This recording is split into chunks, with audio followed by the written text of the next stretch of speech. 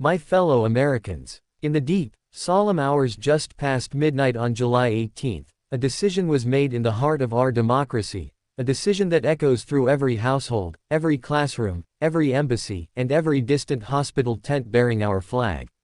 The House of Representatives, in a narrow and deeply divided 216 to 213 vote, chose to approve President Donald Trump's $9 billion spending cut proposal. And with that final tally, a piece of legislation now marches toward the president's desk, where a pen awaits to give it life. This bill, though small in scale when compared to the federal government's vast ocean of expenditures, carries with it a wave of consequences.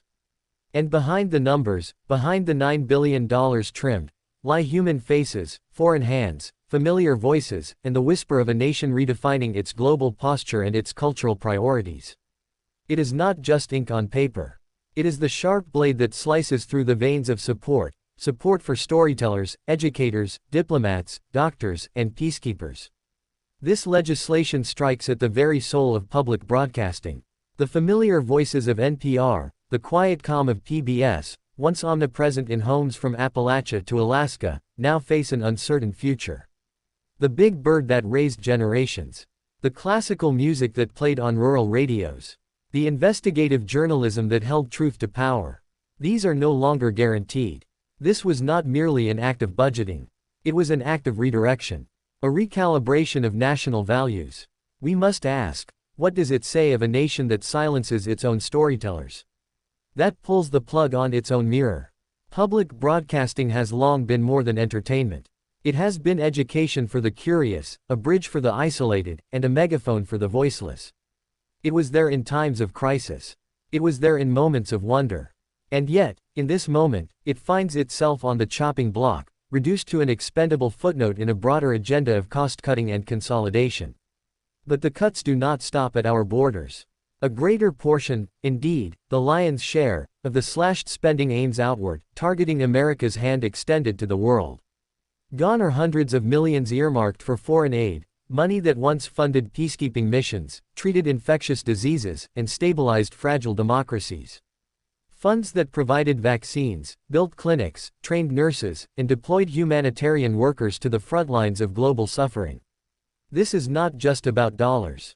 It is about diplomacy. It is about dignity. The scalpel has cut into the muscle of our foreign policy, the soft power that once made America a beacon not just of might, but of mercy. Our support for global health initiatives is not charity. It is strategy. It is compassion fused with common sense. When America helps stop a virus abroad, we are protecting families at home. When America aids peacekeepers in distant lands, we are investing in a future where fewer boots march into war zones. This legislation rips up those long-standing contracts of hope and trades them for a declaration of withdrawal. We have stepped back from the microphone. We have dimmed the broadcast. We have silenced the outreach. And yet, the justification rests upon a narrative of savings.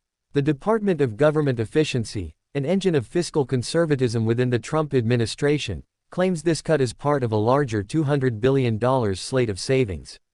But what do we save when we lose ourselves? What profit lies in saving dollars while sacrificing the stories of our children, the reach of our compassion, and the scope of our leadership?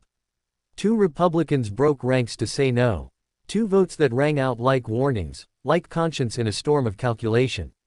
For some, this is a victory, a paring down of what they view as wasteful or ideological. An act of purification, of tightening belts and shedding perceived excess. But for many, this is a loss not measured in billions, but in hearts and horizons. This bill may appear modest next to trillion-dollar budgets, but its impact is anything but. This is a message that culture must fend for itself. That global stability is not our burden. That compassion is negotiable. We are told this is about efficiency.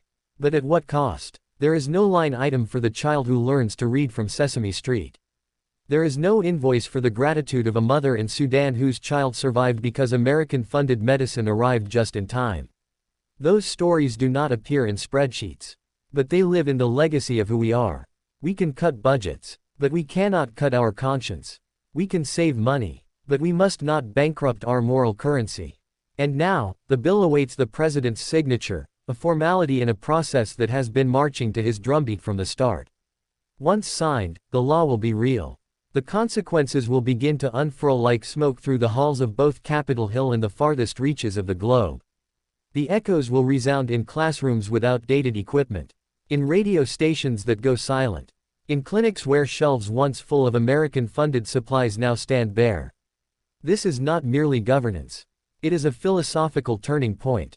It is America choosing where to place its bets, on bombs or books, on borders or bridges, on self or society. And the world is watching. They are watching to see if the land of liberty still hears the cries beyond its shores. They are watching to see if we still tell stories not just about freedom, but of responsibility. And our children are watching. They will inherit the results of these decisions. They will live in the world shaped by these priorities. Will they grow up in a country that values education, curiosity, and generosity? Or one that turns away from the very tools that illuminate and connect us? We must remember, a great nation is not defined by how much it spends, but by what it